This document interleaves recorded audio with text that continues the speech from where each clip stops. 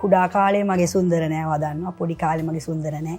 බොහොම අමාරුවෙන් තනියෙන් අයියා නංගි එක්ක බොහොම අමාරුවෙන් ජීවත් වුණා. ගෙදර කෑම බීම මමම හදලා අම්මා අප්පච්චි ගෙදර නැතුව තනියම ඉඳලා.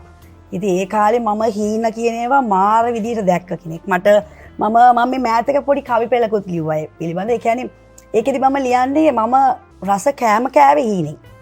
මම ලස්සන තැන් වලට ගියේ හීනෙන්.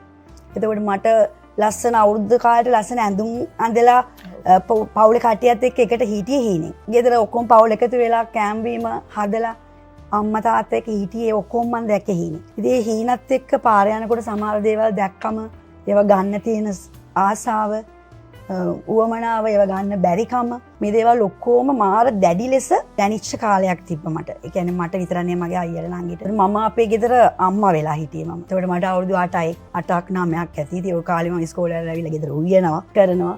එතකොට මෙහෙම ජීවිතයක් ගත කරන්න මට පුළුවන් වෙයිද කියලාවත් මම තියා මගේ පවුලේ අයවත් හිතුවේ නෑ. පවුලේ අයත් අපි නිකන් සමහර වෙලාවලට නෑනවා දන්නවනේ ගොඩක් දෙනෙක් බලාගෙන හිටියේ අපි අනාථ වෙයි අපි පාරවල් වල දකින්න ලැබෙයි අර ඒ වගේ දේවල්. මම වෙනද මේ කතා එක එකිනෙක දෙක කියලා තියෙනවා වටේම දුකක් දැනිලා නෑ ඇඬිලා නෑ. නමුත් මම දැන් ඔයත් එක්ක මේක කතා කරද්දි මට